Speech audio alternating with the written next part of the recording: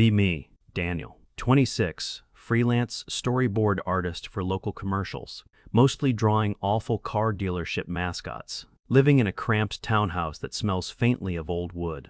For 2 years, my life has been a quiet, padded room, because 3 years ago, I met Monique. Monique was not a hurricane. Hurricanes are loud and obvious, and you can board up the windows. Monique was black mold. She just quietly ruined the foundation while pretending to be an air purifier. She would start an argument about how I folded the towels, and somehow, by the end of it, I was apologizing for my childhood. She didn't yell. She just looked at me like I was a disappointing stray dog. Eventually, she left me, said I didn't have enough drive. She moved in with a guy named Sebastian, who sold metabolic coaching on Instagram. He wore a lot of tank tops and yelled at his phone camera in his car. I didn't fight it. I was so tired, my bones felt hollow. I spent 2 years doing nothing but drawing storyboards, buying groceries at off hours to avoid crowds, learning how to sit on my couch without feeling like I was doing something wrong. I bought a ficus plant. It died immediately. I kept the dead sticks in the pot for 6 months because I felt bad throwing it out. That was my emotional state. Finally, my buddy Robert came over. He looked at the dead stick in the dirt, looked at me in my sweatpants at 2 in the afternoon, told me I was turning into a sad ghost, forced me to download Tinder. I hated it immediately. Everyone was yelling through their pictures, jumping off boats, holding giant fish, drinking out of fish bowls in crowded clubs. I just wanted to go back to sleep. Then I saw Helene. Her main picture was her standing in a kitchen, wearing a giant green sweater that was swallowing her hands, holding a baking sheet with a completely charred loaf of bread on it. She was looking at the camera with this expression of profound defeat. No makeup, hair falling out of a messy clip. Her bio said she was a museum archivist, said she preferred quiet places and bad historical movies, said coffee was a safer bet than bars, because nobody yells in a coffee shop, unless they get the wrong milk. I swiped right. My phone buzzed immediately. We matched. I stared at the screen for 10 minutes trying to think of a first message. I typed out, "Hey," deleted it. Typed out, "Do you always burn bread?" Deleted it because it sounded mean. Finally sent a message asking if the bread survived. She replied 3 minutes later, said the bread was currently being used as a doorstop. We talked for 2 weeks. No games. No weird waiting periods between texts. Just long, rambling paragraphs about how terrible modern couches are, how grocery store tomatoes taste like wet paper, how the local news anchors always look like they're being held hostage. She was funny, but in a really tired way, like someone who just wanted to sit down. I realized I was checking my phone constantly, smiling at my kitchen counter like an idiot. I finally asked if she wanted to meet, suggested the indoor botanical gardens downtown, neutral ground, lots of plants. Nobody expects you to be cool around a fern, she agreed enthusiastically, said she had a membership, but mostly just went to look at the moss. Thursday rolls around. I am sweating through my gray button-down shirt. I change into a flannel. Decide that looks like I am trying to chop wood. Change into a plain black t-shirt and my least ruined jacket. Drive my ancient Subaru out back to the gardens. The passenger door is permanently jammed. I have to park 3 blocks away because the lot is full of school buses. Walk in the miserable drizzle to the main entrance. She is already there, standing near the ticket booth. She looks exactly like her pictures. Petite, thick-framed glasses slipping down her nose, wearing a brown cardigan over a faded band shirt. She waves at me awkwardly, almost drops her phone. I walk over and say, "Hey, you're Helene." She says yes, and I am mostly dry. We stare at each other for a second. I say, "I'm Daniel." She smiles, and it reaches her eyes. It's a nice smile. We walk to the ticket counter. The guy behind the glass looks like he hates leaves. I ask for 1 adult ticket. She tries to hand him her membership card. She drops the card. It slides under the little glass partition gap. The guy stares at it. She stares at it. I reach my fingers under the glass and try to pinch it. I can't reach. Helene apologizes to the guy. The guy slowly slides it back with a pen. We walk into the tropical dome. It is instantly 90 degrees and 80% humidity. My glasses fog up completely. I take them off and wipe them on my shirt. She laughs quietly. We start walking down the winding dirt path, surrounded by giant, monstrous palm trees and orchids. It smells like wet dirt and old water. It's strangely comforting. We talk about her job. She works in the basement of the Historical Society, cataloging old letters and terrible diary entries from the 1800s. She tells me about a guy from 1840 who wrote 30 pages about his neighbor's ugly horse. I tell her about my storyboard job, how I have to draw local lawyers looking powerful in front of fake courthouses. She snorts. We dodge a group of screaming toddlers on a field trip. We find a quiet bench near a waterfall feature. The water sounds nice. I feel my shoulders drop for the first time in weeks. I am not worried about saying the wrong thing. She's picking at a loose thread on her cardigan. We start talking about the upcoming holidays. Thanksgiving is a month away. I say I usually just make a small turkey breast and watch football alone. She sighs heavily, adjusts her glasses, says she dreads the holidays. Says her extended family is completely exhausting. She says everyone is always shouting over each other. But there is one cousin who is the absolute worst. She says this cousin turns every single family gathering into a one-woman play, where she is both the victim and the hero. I smile a little bit. I say I totally get it. I say I dated someone exactly like that. Someone who could make a dropped fork feel like a personal attack on her soul. Helene shakes her head, says her cousin is next level. Says her cousin once faked a severe peanut allergy because she was mad at a waiter. My brain stops, just a complete hard stop, like someone pulled the plug on a television. I look at her. The sound of the indoor waterfall suddenly seems incredibly loud. I swallow hard. My mouth is completely dry. I say carefully, "Was this at an Italian place on 4th Street?" Helene freezes. Her hand is still holding the loose thread on her sweater. She looks at me. Her eyes are wide. She says yes, very slowly. I feel a cold sweat breaking out on the back of my neck. I say, did she claim her throat was closing up? Did she demand the manager, but somehow miraculously recover the exact second they comped a $90 bottle of wine? Helene is staring at me like I just told her the exact date of her death. She drops the thread. She whispers, "Oh my God." She says, "You're Daniel." She says, "You're the guy who used to draw the little cartoons on her lunch bags." I stare at the dirt path. I say, "And your cousin, the one who makes everyone miserable, is Monique." We sit there on the wooden bench, two people in a fake jungle sweating in our winter clothes. The silence stretches out for what feels like an hour. A woman walks by pushing a stroller and glares at us for being in the way. Neither of us notices. Helene puts her face in her hands. She mutters, "Oh, this is terrible. This is the worst thing that has ever happened in a greenhouse. I don't know what to do. My instinct is to run. My instinct is to sprint out of the botanical gardens, get in my Subaru with the jammed door, drive to another state, change my name to Craig and become a night watchman." But I look at her. She looks so completely mortified. She looks up from her hands.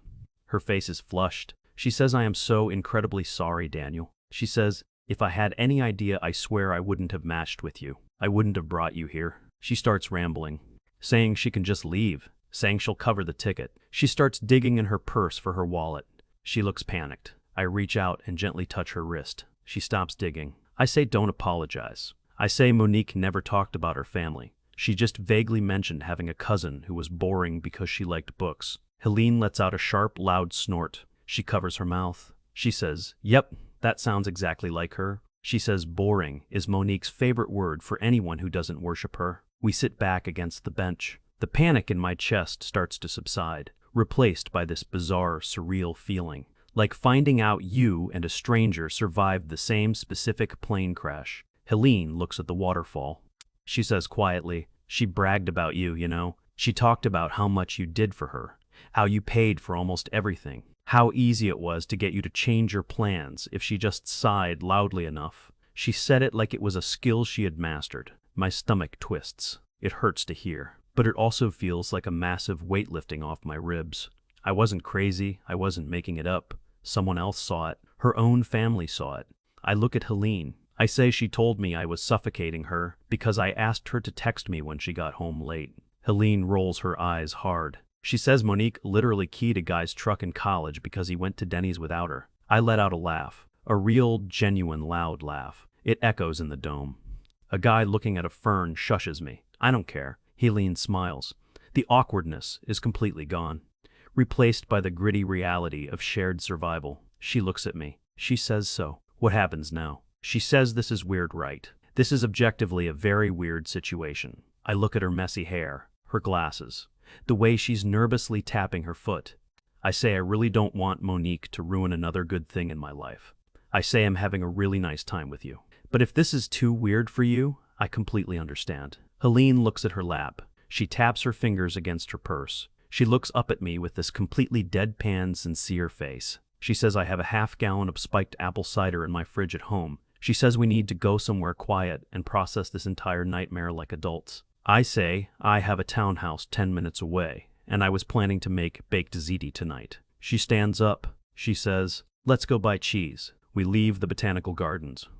The walk back to my car is completely different. We are talking fast now, trading Monique horror stories like war medals. I tell her about the time Monique threw my favorite mug away because the color yellow gave her anxiety. Helene tells me about the time Monique wore a white gown to their aunt's wedding and claimed it was eggshell. We get to my car. I remember the passenger door is jammed. I wince. I say, "Hey, so my car is a piece of garbage. You have to get in through the driver's side and climb over the center console." Helene doesn't even blink. She says I respect a car that makes you work for it. She climbs awkwardly over the driver's seat. Her boot kicks the gear shift. She apologizes. She gets settled in the passenger seat. I get in. I start the car. The belt squeals loudly. We drive to the grocery store. We walk down the pasta aisle. We are debating which brand of ricotta cheese to buy. I say the store brand is fine. She looks at me like I just insulted her ancestors. She says store brand ricotta is just sad milk, Daniel. She says we are buying the good ricotta. We are traumatized adults, and we deserve the good ricotta. She throws the expensive plastic tub into the handbasket. We go to the self-checkout. I scan the ziti. I scan the cheese. I scan the crushed tomatoes. The machine yells at me, says unexpected item in the bagging area. I stare at it. Helene says the machine knows about Monique. The machine is judging us. The tired teenager working the self-checkout lane shambles over. He scans his little barcode badge. He doesn't say a word. He walks away. We bag our stuff. We drive back to my townhouse. I unlock the front door. I am suddenly hyper-aware of my living space. It is very clean but very sparse. My dead ficus is still in the corner. Helene takes off her coat. She looks at the dead sticks in the dirt. She points at it. She says, "What is his name?" I say he doesn't have a name. He's been dead since March. She nods solemnly. She says he fought bravely. We go into the kitchen. I pull out the cutting board. She insists on chopping the onions. She says chopping onions is good for aggressive feelings. We stand shoulder to shoulder in my narrow kitchen. I am boiling the water. She is chopping. Her eyes are watering furiously from the onions. She keeps wiping her face with the back of her sleeve. She looks like a raccoon. We are laughing about a time Monique tried to start a podcast about authenticity. I tell her Monique bought $300 worth of microphones and recorded one episode where she mostly complained about traffic. Helene is laughing so hard she has to put the knife down. She says the podcast was called Speaking My Truth. I say I know I was the one who had to design the logo. She covers her face and groans. The water boils over. It sizzles loudly on the electric burner. I panic and grab a dish towel. I try to move the pot. I knock over a plastic cup of water on the counter. It spills everywhere. It drips down the cabinets. I am frantically wiping it up. I say I am so sorry. I am an idiot. I am usually completely capable of boiling water. Helene just grabs paper towels and starts helping me wipe the floor. She is on her hands and knees in my kitchen laughing. She says, "Daniel, it is literally just water." She says you don't have to apologize for spilling water. I freeze, holding a wet paper towel. I realize I had entirely tensed up. I was expecting her to sigh loudly. I was expecting her to roll her eyes and say I ruined the evening, but she didn't. She just helped me clean it up. She stands up and throws the wet towels in the trash. She looks at me. She says, "Hey." I look at her. She says, "You're safe here." She says it as a joke, but her voice is soft. I swallow the lump in my throat. I say I know. We finish making the ziti. I pull the heavy glass casserole dish out of the oven. It smells amazing. The cheese is perfectly browned on top. She says, "See, this is what happens when you respect the ricotta." I grab 2 plates. We sit on the couch. The couch is small. There is a weird gap between the cushions that swallows remotes. She sits on one side. I sit on the other. We put on a terrible action movie from the 90s. The one where the guy has to disarm a bomb on a bus. We eat the ziti. It is actually incredible. We talk over the entire movie. We point out plot holes. We talk about how the main character's haircut makes no sense. At some point, I realize we haven't mentioned Monique in 2 hours. The ghost is gone. The room just feels like a room. Helene finishes her plate. She sets it on the coffee table next to a stack of old mail. She pulls her knees up to her chest. She yawns. It is almost 11 p.m. She says she should probably call an Uber. She says her car is still at the botanical gardens. I say I can drive you back to your car. She looks out the window. It is pouring rain now. Thick, heavy sheets of rain slapping the glass. She groans. She says, I really don't want to climb back through your car window in the rain. I laugh. I say you can stay if you want. I say I have a spare bedroom that is currently storing a broken printer and some cardboard boxes. But the couch pulls out into a bed. I say I am not trying to be weird. I say I just don't want you to be miserable in the rain. She looks at me. She looks at the rain. She smiles. She says I would love to sleep on your weird couch. I get up and get blankets. I bring out a heavy quilt my mom made. I bring out 2 flat pillows. I hand her one of my old college t-shirts to sleep in. She goes to the bathroom to change. I stand in the living room feeling completely overwhelmed.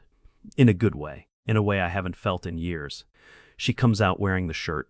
It hangs down to her knees. She looks ridiculous. She looks beautiful. She sits on the edge of the pull-out bed. I am standing near the kitchen island. I am rambling about something stupid. I am talking about how the city is supposed to fix the potholes on my street. I realize I am talking too much. I realize I am just staring at her. She looks up at me. She says, "You're staring, Daniel." I say, I know I'm sorry. I say, I just can't believe today actually happened. She pats the spot next to her on the mattress. I walk over and sit down. The springs creak loudly. We are sitting very close. I can smell her shampoo. It smells like green apples. She turns her head. She looks at me without the sarcastic shield. She leans in. She kisses me. It is not a messy, desperate movie kiss. It is slow. It is careful. It is completely sure of itself. She pulls back a few inches. She smiles. She says, I'm really glad I burned that bread. I laugh against her forehead. I say me too. I tell her goodnight. I go into my bedroom. I leave the door cracked open. I lie in my bed staring at the ceiling. I hear her shifting on the squeaky couch. I hear the rain outside. I feel completely at peace. I fall asleep. I wake up suddenly. My room is dark. I look at my alarm clock. It is 2:30 in the morning. My phone is vibrating on the nightstand. It is rattling against a half-empty water glass. I roll over groggily. I grab the phone. The screen brightness burns my retinas. I squint at it. It is a text message. The name at the top says Monique. My blood instantly turns to ice. My heart starts hammering against my ribs. I haven't seen that name on my phone in 2 years. I open the message. It says, Hey Daniel, I know it's been a really long time. Sebastian and I broke up. He was too obsessed with his macros. I was remembering how you always made sure my car had gas. You always made me feel safe. I miss that. Call me tomorrow? I stare at the words. I read them 3 times. I can hear her voice in my head, that soft, manipulating tone she used when she wanted something. 2 years ago, this text would have destroyed me. 2 years ago, I would have thrown up in the bathroom sink. I would have agonized over a reply for 4 hours. I look toward my bedroom door. I look at the crack of light coming from the street lamp outside. I can hear the quiet, steady sound of Helene breathing in the living room. Helene is asleep on my terrible couch wearing my old shirt. Helene helped me wipe up spilled water without making me feel stupid.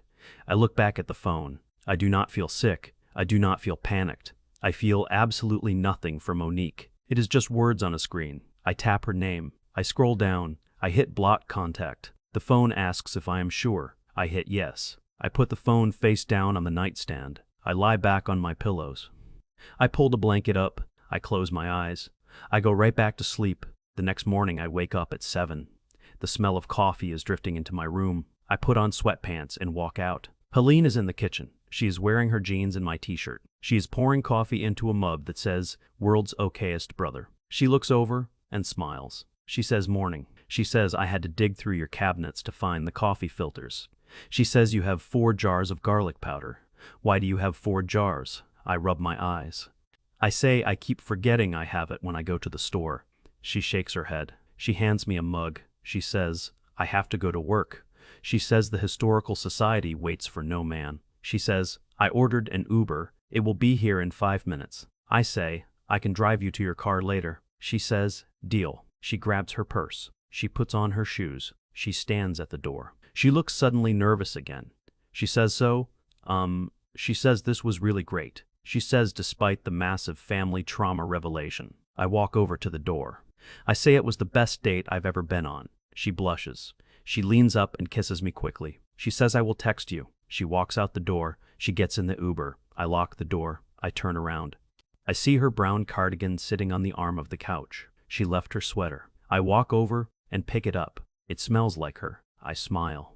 I decide I will take it to her at work during my lunch break. I spend the morning drawing a storyboard for a mattress warehouse commercial. The mascot is a giant talking pillow. I hate it. Noon rolls around. I grab the cardigan. I drive the Subaru to the museum. It is an old stone building downtown. Huge pillars. Looks like a bank that would foreclose on a widow. I walk inside. The lobby echoes loudly. There is a giant desk with a security guard. He looks like he is 100 years old. He is reading a newspaper. I walk up.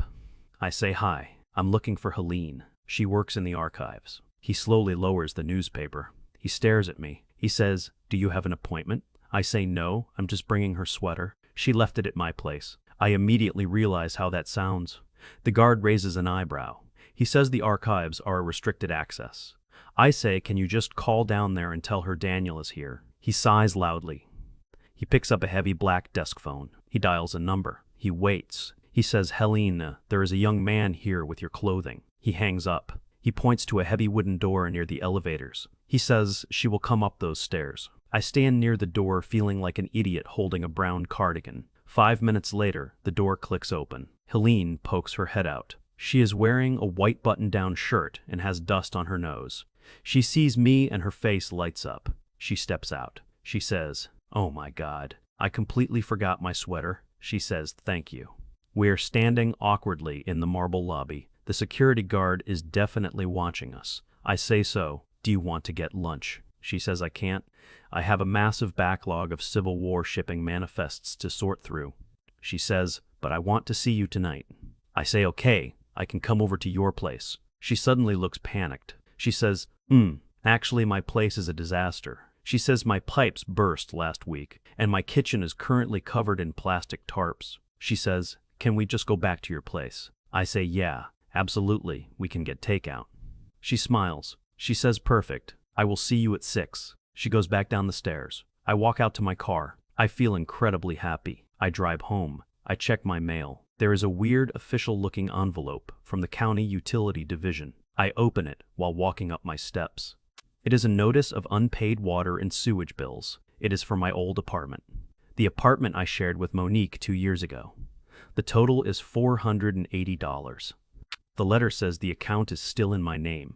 It says if it is not paid within 5 days, it will be sent to collections and impact my credit. I stop on the steps. I stare at the paper. I remember moving out. I remember telling Monique she needed to switch the utilities to her name since she was staying. She said she would handle it. She said I was stressing her out by nagging her about paperwork. She obviously never handled it. She let it rack up and then probably moved out to live with the macro guy. I feel a spike of absolute rage. I go inside. I sit at my kitchen island. I dial the county utility number. I sit on hold for 45 minutes listening to terrible jazz music. Finally, a woman answers. She sounds exhausted. I explain the situation. I say I haven't lived there in 2 years. I can prove it. She says, "Sir, the account is in your name." She says it doesn't matter who physically flushed the toilet. She says, "If your name is on the account, you owe the money." I say, "But my ex was supposed to transfer it." The woman sighs. She says, "Sir, we do not adjudicate relationship disputes." She says, "You have to come down to the county office in person to file a dispute form." She says, "We are open until 4 p.m. I hang up. I scream into a pillow. It is 2 p.m. I grab my keys. I run out to my car. I turn the key. The Subaru clicks loudly. It does not start. I try again. Click, click. The battery is completely dead. I left a dome light on last night when we got out in the rain. I rest my forehead on the steering wheel. I want to cry. My phone buzzes. It is Helene. She says, "Hey, the archives flooded slightly, so they sent us home early. You want me to come over now?" I text her back. I say my car is dead, and I have an emergency utility bill situation from my horrible past that is about to ruin my credit. I hit send. I instantly regret it. I sound like a chaotic mess. I sound like a liability. My phone rings. It is Helene. I answer it. I say, "I am so sorry. I am a disaster. You should run away." She says, "Where do you need to go?" I say the county building downtown. She says, "I am in my car. I will be there in 10 minutes. She hangs up. 10 minutes later, a tiny blue hatchback pulls into my driveway. I run out with my folder of mail. I get in the passenger seat. She says, "Buckle up. We are doing admin." She drives aggressively. She cuts off a city bus. She says, "Nobody respects a hatchback. You have to take the space." We get to the county building. We find parking in a gloomy concrete garage. We walk into the building. It smells like floor wax and despair. There are fluorescent lights buzzing loudly. We pull a paper ticket from a red dispenser. My number is 84. The digital sign on the wall says, "Currently serving 41. We sit in hard plastic orange chairs bolted to the floor. I hold the folder in my lap. I look at the floor. I say, "I am incredibly embarrassed that you are here right now." I say, "We have known each other for exactly 1 day, and I am dragging you to municipal purgatory." I say because my ex-girlfriend, who is your cousin, didn't pay her water bill. Helene looks at me. She shifts in her plastic chair. She bumps her shoulder against mine. She says, "Daniel." She says, "Yesterday I told you my cousin faked a peanut allergy to get free wine." She says, "Today you are dealing with her financial fallout." She says, "We are bonded in blood and unpaid sewage fees." She says, "Plus, I brought snacks." She opens her purse and pulls out a crushed bag of pretzels. We sit there for 2 hours. We eat dry pretzels. We watch miserable people argue with clerks behind thick plexiglass. We play a game where we guess what utility everyone is there for. She says the guy in the camel jacket is definitely here for a trash violation. I say no. He looks like an illegal burn pile guy. We laugh quietly. Finally, they call 84. I walk up to window 3. The clerk is the same exhausted woman I talked to on the phone. I slide the notice under the glass. I explain again. She prints out a stack of forms. She says you need a copy of your new lease proving you moved out 2 years ago. She says you need a notarized affidavit. She says, and you still have to pay the late fee today, or it goes to collections at midnight. I feel completely defeated. I pull out my credit card. I pay the $50 late fee to buy myself time. I take the huge stack of complicated forms. I walk away from the window feeling like I lost a fight. Helene is waiting by the door. She sees my face. She links her arm through mine. She says, "Okay, that sucked." She says, "Let's go get tacos and margaritas." She says margaritas fix bureaucracy. We drive to a terrible loud Mexican restaurant near my house. The tables have sticky vinyl covers. We order a pitcher of margaritas. She pours me a glass. We clink glasses. I say to surviving the county building. She says to surviving Monique. We drink. We start talking about everything else. We talk about our families. I tell her my parents live in Florida and call me twice a year to ask if I know how to fix their iPad. She tells me her parents live 2 towns over and are incredibly overbearing. She says her mom means well but treats everyone like they are made of glass. Suddenly my phone buzzes on the table. It is a text from Robert. It says, "Hey man, Miriam and I are at the hardware store near your place. Coming over to check on the sad ghost." I panic. I say, "Oh no." Helene says, "What?" I say my friend Robert and his wife Miriam are heading to my townhouse right now. I say Robert is the one who made me download Tinder. I say he is going to ask a million questions. Helene takes a sip of her margarita. She says, "Tell them to come here." I say, "Are you sure?" I say Miriam has 0 filter. She will interrogate you. Helene says, "Daniel, I catalog Civil War diaries for a living. I am not afraid of a wife named Miriam." I text Robert the address of the restaurant. 15 minutes later, Robert and Miriam walk in. Robert is a big guy with a beard wearing a flannel. Miriam is tiny and intensely energetic. They spot us. They walk over. Robert looks at Helene. Robert looks at me. His jaw physically drops. He points at me. He says, "You left your house." He says, "And you are sitting with a human woman." He says, "Who are you and what have you done with Daniel?" I say, "Sit down, Robert." Miriam aggressively slides into the booth next to Helene. Miriam immediately says, "Hi, I'm Miriam. Daniel is a very good boy, but he has been sad for a long time. Are you a nice person?" Robert groans and says, "Miriam, Jesus." Helene doesn't flinch. Helene says, "Hi Miriam, I'm Helene. I am a relatively nice person and I just helped Daniel navigate the county utility department." Miriam's eyes go wide. She says, "You did government paperwork with him on the second date." She says, "Robert, we need to buy them another pitcher." The night gets loud. Robert asks how we met. I say Tinder. Miriam asks what Helene does. Helene says archivist. Robert asks if we have any weird connections. I freeze. Helene freezes. We have not discussed how to handle the Monique information with other people. Robert and Miriam knew Monique. Robert and Miriam actively hated Monique. Miriam once threatened to throw Monique's phone in a river at a barbecue. I look at Helene. Helene looks at me. She gives me a tiny nod. I take a deep breath. I say so. I say there is a funny story about that. I explain the botanical garden. I explain the cousin conversation. I explain the reveal. Robert is sitting perfectly still holding a tortilla chip halfway to his mouth. Miriam has her hands clapped over her mouth. Robert gently sets the chip down. He says, wait. He says, wait a minute. He says you matched with the final boss's blood relative. I say yes. Miriam slams her hands on the table. She yells. I knew she had a family of victims. She grabs Helene's hand. She says, did she steal your clothes? Helene says she stole my prom dress and ruined the zipper. Miriam yells, I knew it. Miriam knocks over her water glass. Water goes everywhere.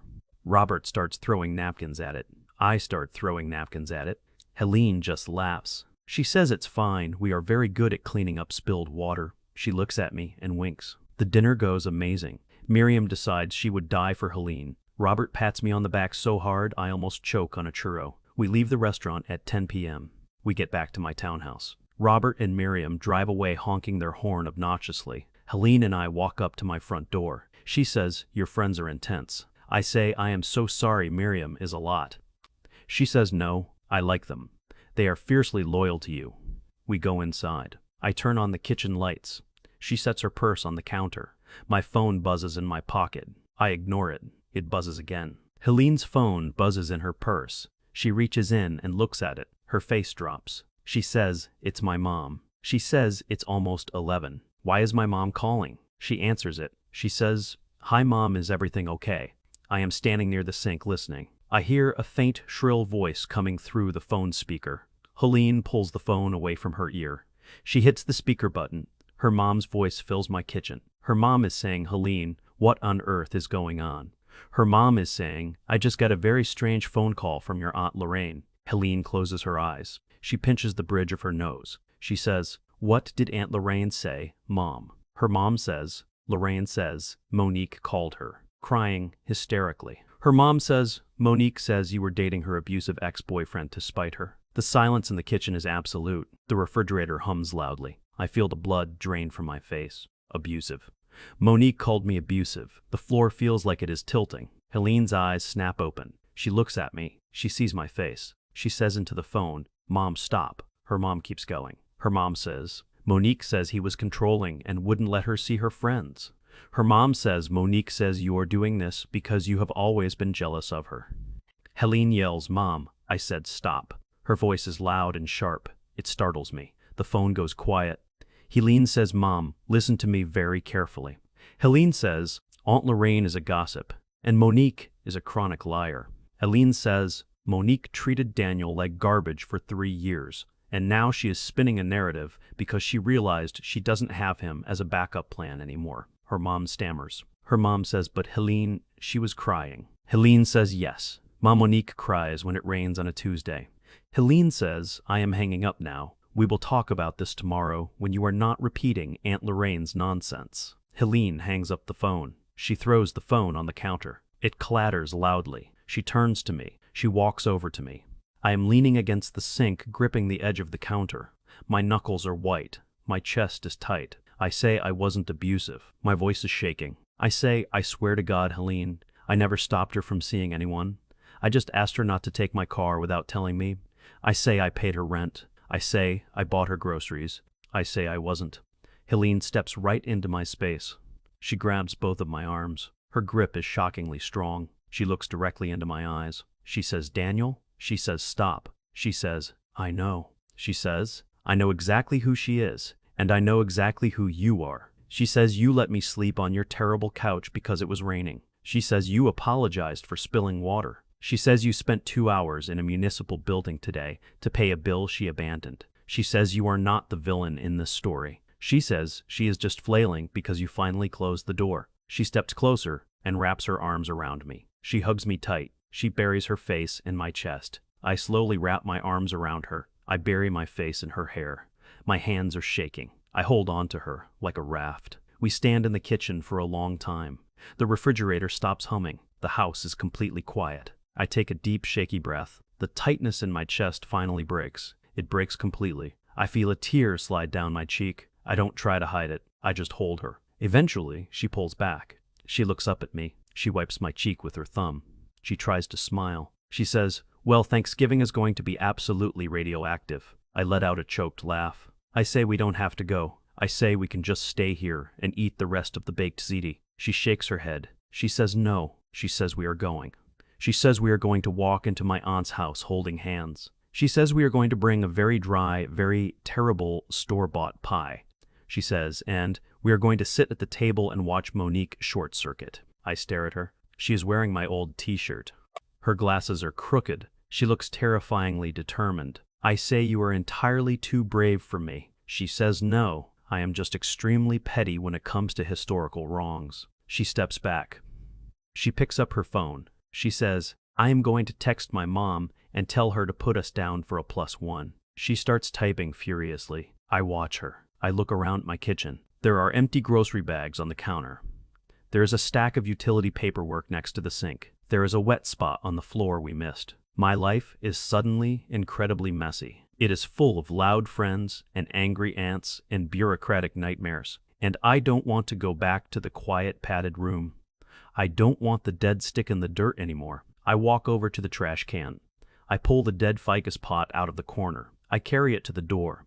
I set it outside on the porch. Helene looks up from her phone. She says, "What are you doing?" I say, "Clearing space." I walk back over to her. She puts her phone down. She smiles. She points to the couch. She says, "Are we watching another terrible movie?" I say, "Yes, we are watching the sequel to the bus bomb movie." We sit on the couch. She pulls the quilt over us. She leans her head on my shoulder. I hit play on the remote. I put the remote down on the coffee table.